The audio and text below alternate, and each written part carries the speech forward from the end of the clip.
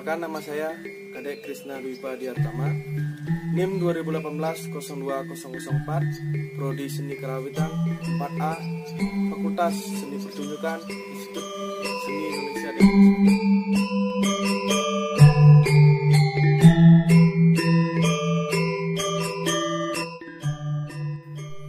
Di video kali ini, saya akan membahas tentang karakteristik gamelan selonding yang ada di Sanggar Selogam Art, Banjarbangkyang Sidem, Desa Bangbang, Kecamatan Dembuku, Bangli.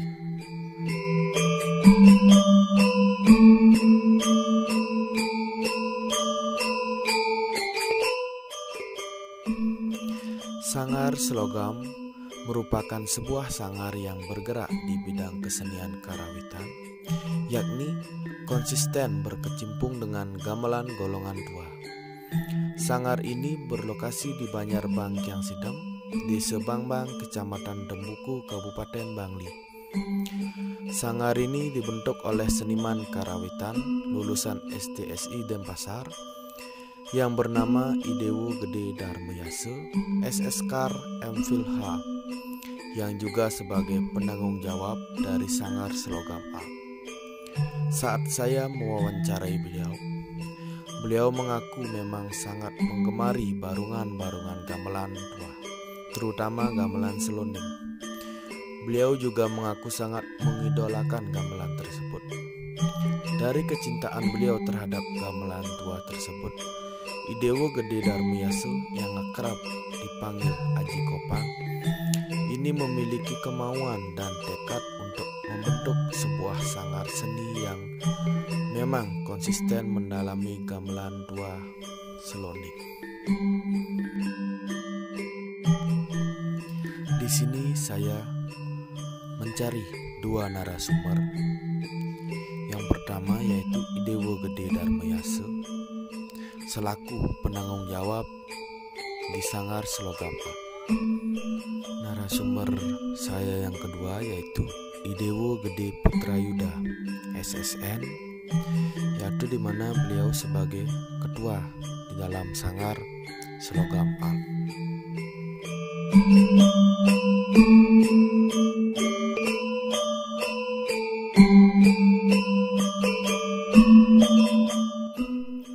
Berbicara tentang karakteristik, yang pertama saya akan bahas tentang perbedaan gamelan selonding yang ada di Sanggar Selogam dengan yang ada di Desa Tenganan. Kata beliau, Idewo Gede Darmayase yang akrab dipanggil Aji Kopang, pada saat melakukan wawancara, beliau mengatakan bahwa beda gamelan selonding yang ada di Sanggar Selogam Art dengan gamelan selonding yang ada di Desa Tenganan, bedanya hanya terdapat di instrumen gong dan kempul, yang dimana kalau di gamelan gong kebiar disebut dengan jekogan. Begitu pula narasumber saya yang kedua yaitu Idewo Gede Putrayuda mengatakan hal yang sama. Perbedaannya terdapat di lirik jekognya dan juga saihnya. Di sini menggunakan saih demung atau bebandem. Beliau, Idewo Gede Darmayase, pada tahun 1993 menemukan sistem penempatan gong dan kempul di gamelan selonding. Karena kalau gamelan selonding yang ada di Tenganan, dalam satu resonator terdapat dua nada, dan beliau coba memang bagus, tetapi hanya salah satu dari dua nada tersebut. Sebagai contoh, nada ding dengan nada dong, dan nada dongnya pasti akan mati bunyinya. Begitu ujar beliau. Kemudian beliau, Aji Kopang, mencoba penempatan nada di dalam instrumen gong dan kempul dengan menggunakan sistem gong puluh, di mana gong puluh hanya menggunakan ngumbang dan ngisep dengan nada yang sama, dan kedua nadanya dapat masuk, tidak ada nada yang suaranya mati. Setelah itu muncul ide Aji Kopang untuk mengumpulkan nada-nada yang awalnya berbeda tempat menjadi satu tempat yang sama. Sebagai contoh, nada deng umbang dengan nada deng isep, nada ding umbang dengan nada ding isep, dan begitu seterusnya. Nah, dan setelah selesai dibuat dan berhasil, banyak teman-teman beliau yang memakai gaya gong pulu di dalam penempatan nada di instrumen gong dan kempulnya.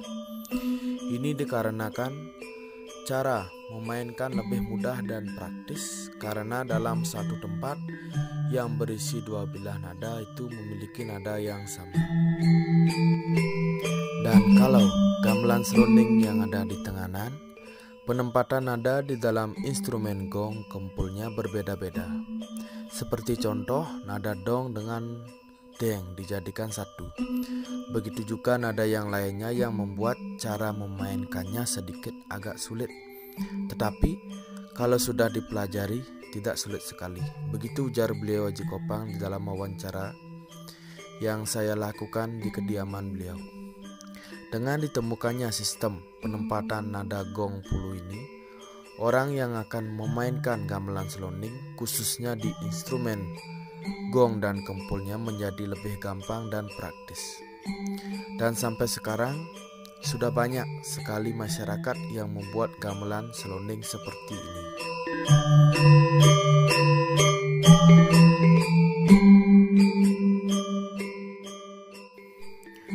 Kemudian yang selanjutnya yaitu pembuatan gamelan selonding. Yang pertama yaitu pemilihan kayu. Untuk pemilihan kayu, beliau pada saat itu menggunakan kayu top. Alasan beliau memilih kayu tersebut karena itu yang dipakai untuk peredam suara. Kalau menggunakan kayu tewel atau kayu nangka, suara yang dihasilkan akan mental. Dari situlah beliau memilih kayu top untuk dipakai pelawah dalam gamelan selondingnya.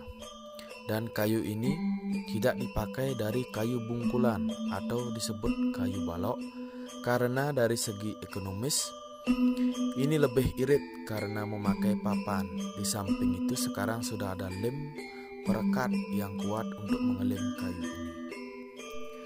Kemudian selanjutnya yaitu proses pembuatan bilah. Nah, sebelum itu untuk proses pembuatan gamelan selonding kira-kira 1 bulan sudah kelar. Begitu ujar beliau narasumber kedua saya yaitu Dewo Yuda yang sebagai ketua dari Sanggar Selogam Art. Nah, dan untuk pembuatan bilah ini buatnya di Desa Bebandem, Karangasem.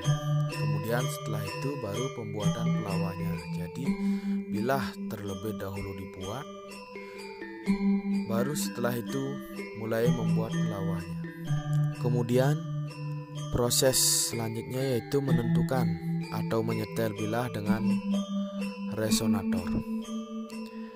Setelah selesai membuat pelawahnya, kemudian dilakukan proses menyetel bilah dengan resonator. Pertama, kita kunci di atas dahulu mau memakai nada apa, dan yang ngatur adalah papan dari bawah. Begitu cara untuk mengatur resonatornya. Dibuat dahulu lubangnya di atas biar lebih cantik kelihatannya. Kemudian atur nadanya dari bawah, lalu setel nada bilah dengan resonator. Dan resonator di sini memakai pipa paralon.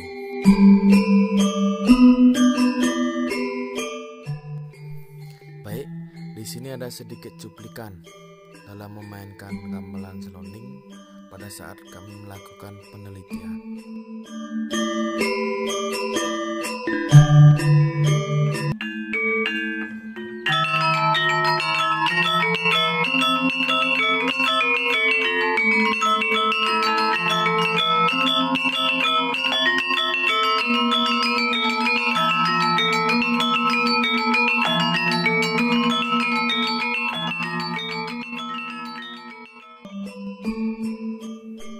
Baik, sekian video yang bisa saya bahas mengenai karakteristik gamelan selonding yang berada di Sanggar Selogam, Banjarbangkyang Sidem, Desa Bangbang, Kecamatan Tembuku, Bangli.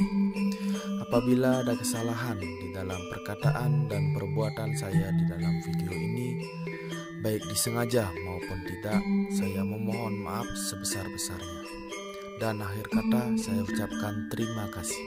Om Santi Santi Santi Om.